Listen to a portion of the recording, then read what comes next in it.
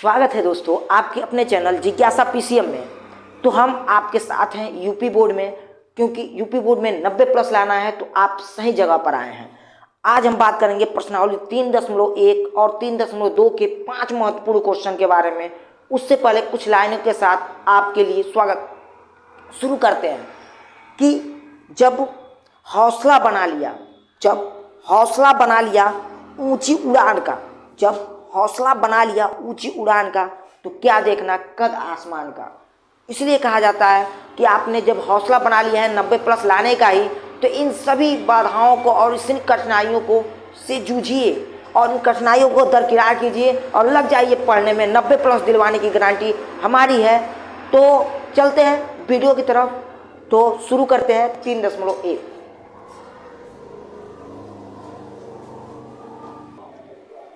चलिए शुरू करते हैं। आपका पहला क्वेश्चन दिया हुआ है 3.1 प्रश्नावली में।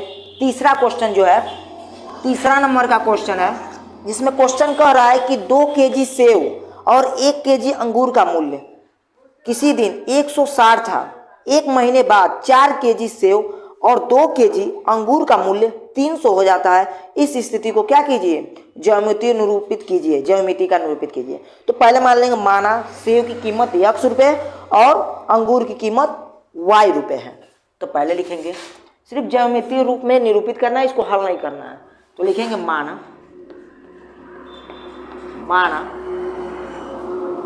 सेव की कीमत प्रति केजी, सेब की कीमत बराबर x रुपये प्रति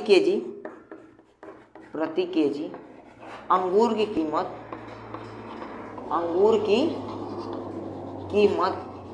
बराबर y रुपये।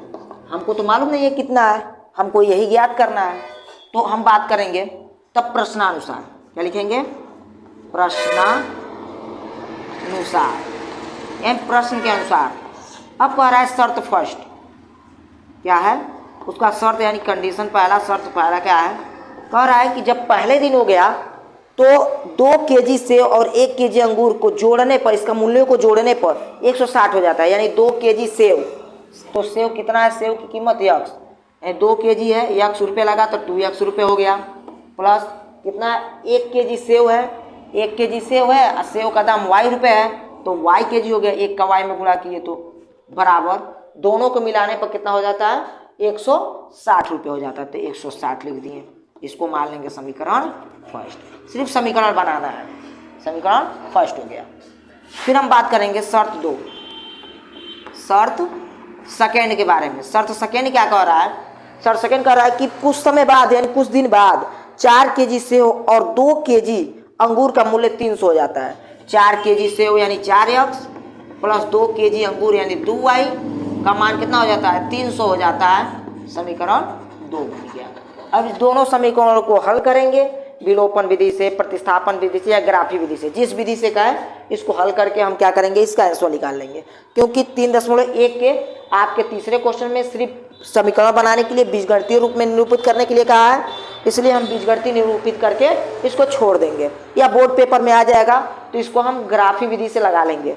अगर जो आपको ग्राफी विधि से हल करना नहीं आता है तो आप हमारे वीडियो में देख सकते हैं। इसके पिछले वीडियो हम बना चुके हैं, प्लेलिस्ट में डाल चुके हैं, जिसको आप देख कर क्या कर सकते हैं, ग्राफी विधि से उसको हल कर सकते हैं। ठीक है, तो इसको नोट कर लीजिए और चलते हैं अगले क्वेश्चन पे।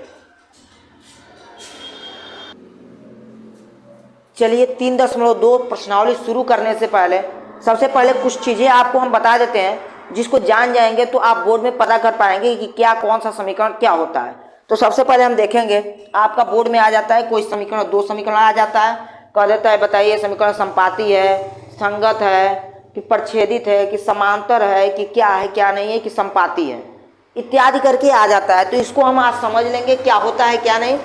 तो देखिए आपका है पहला क्वेश्चन, मान लीजिए आपको कोई समीकरण दे दे, a1 x plus b2 y plus b1 y plus c1 बराबर 0, और आपको दे दे, ये पहला समीकरण इस तरह दे दे और दूसरा समीकरण दे दे a2x plus b2y plus c2 बराबर 0, आपको इस तरह दो समीकरण दे दे। इसका मतलब आप समझिए किसी तरह हो सकता है, मान लीजिए आपका 2x प्लस 3y बराबर प्लस 3 बराबर 0 भी दे सकता है। ये आपका a1 होता है, ये आपका b1 होता है, ये आपका c1 होता है। इसी प्रकार से दूसरा समीकरण में इसी प्रकार से होता है। समझ में आ गया क्या हम लिखना चाहते हैं? अब यहाँ पर पूछ देगा क्या होगा समीकरण में, क्या मान रखें तो क्या होगा क्या नहीं, इसको हम देखेंगे। तो देखने के लिए हम पता करेंगे, अगर जो a1 upon a2 not equal to b1 upon b2 होंगे तो इसको क्या कहेंगे? इसका कहेंगे हल होगा। क्या होगा? अद्वितीय हल होगा। क्या होगा? अद्वितीय हल होगा। अद्वितीय हल होगा, ठीक है। अद्वितीय हल होगा। पुनः साथ साथ में इसको लिख सकते हैं, ये संगत होगा। क्या होगा? संगत। जब a1 upon a2 not equal to b1 upon b2 के बराबर हो तो अद्वितीय हल होगा, संगत होगा और क्या होगा? प्रतिच्छेदित होगा।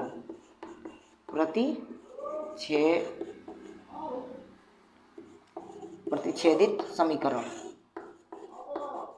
प्रतिच्छेदित समीकरण होगा, ठीक है। प्रतिच्छेदित समीकरण का मतलब कि ऐसे एक दूसरे को काटेंगे दोनों समीकरण है।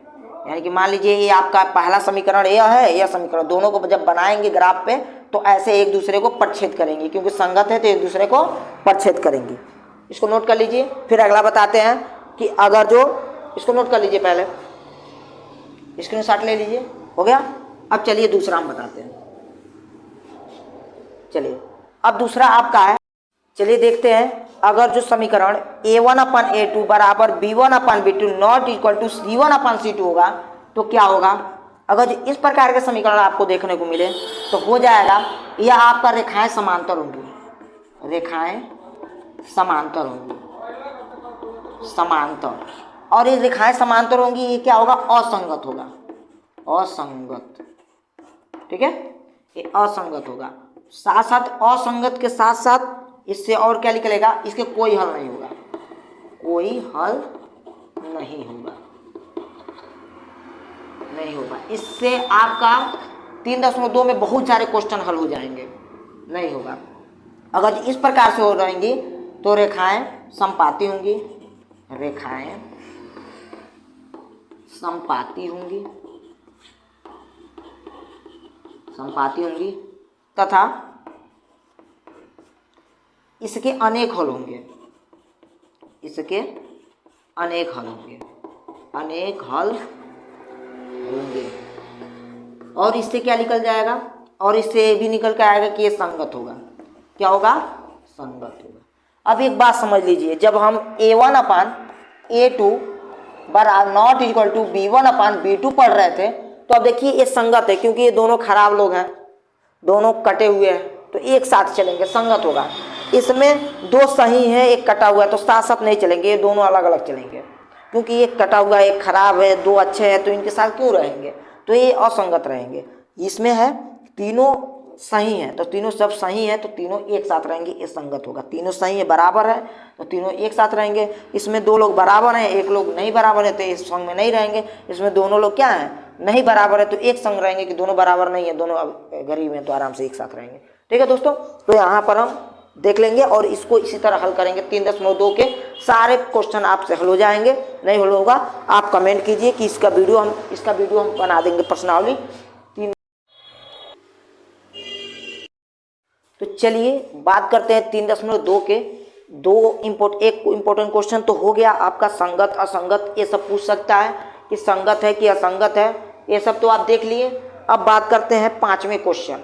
आपका 3.2 का जो पांचवा क्वेश्चन है वो भी बहुत इंपॉर्टेंट क्वेश्चन है, पांचवा क्वेश्चन, ठीक है। और सातवां क्वेश्चन भी बहुत इंपॉर्टेंट क्वेश्चन है। तो पहले पांचवें क्वेश्चन को हल करते हैं, उसके बाद सातवें क्वेश्चन को हल करेंगे। समीकरण बनाकर हम छोड़ देंगे, समीकरण से आप क्या कीजिएगा, उसको हल कीजिएगा।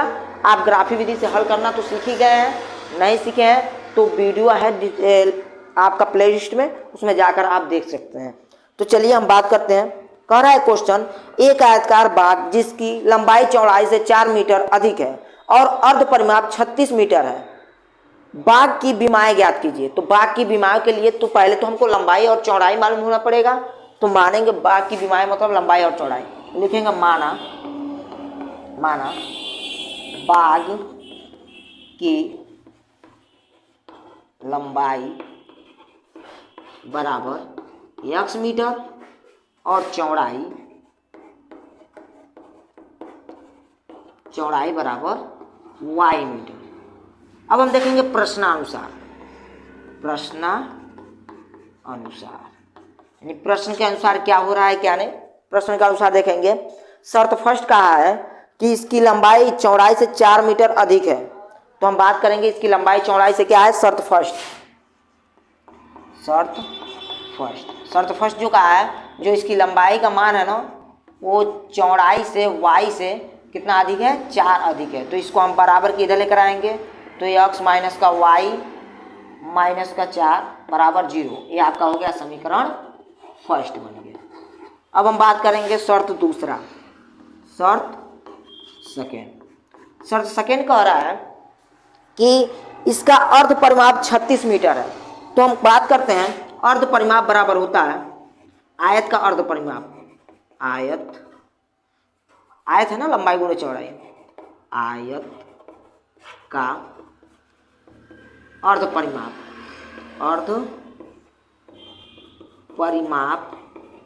बराबर लंबाई प्लस चौड़ाई। अगर जो आयत का सिर्फ परिमाप रहेगा तो यहाँ पर 2 गुणे लंबाई प्लस चौड़ाई कर देंगे, लेकिन अर्ध परिमाप है तो l प्लस बी यानी लंबाई प्लस चौड़ाई। तो आपका अर्ध परिमाप 36 दिया है, 36 बराबर लंबाई आपका x है, चौड़ाई आपका y है। तो इसको इधर लिख सकते हैं, तो लिख देंगे x प्लस वाई माइनस का 36 बराबर को उधर ले गए बराबर 0। ये आपका हो जाएगा समीकरण फर्स्ट हो जाएगा, सेकेंड हो जाएगा। अब इस समीकरण फर्स्ट और सेकेंड को क्या करेंगे, ग्राफी विधि से हल करके x और y का मान निकाल लेंगे। ठीक है,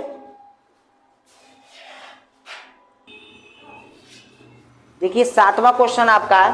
7वां क्वेश्चन कह रहा है समीकरणों x plus Y plus 1 equal to 0 और 3x plus 2y minus 12 equal to 0 का ग्राफ खींचिए और x अक्ष पर इन रेखाओं से बने त्रिभुज के शीर्षों को के निर्देशांक को त्रिभुजाकार पटलों को क्या कीजिए, छायांकित कीजिए। तो आपको 2 समीकरण दे दिया है, आपको दे दिया है x प्लस वाई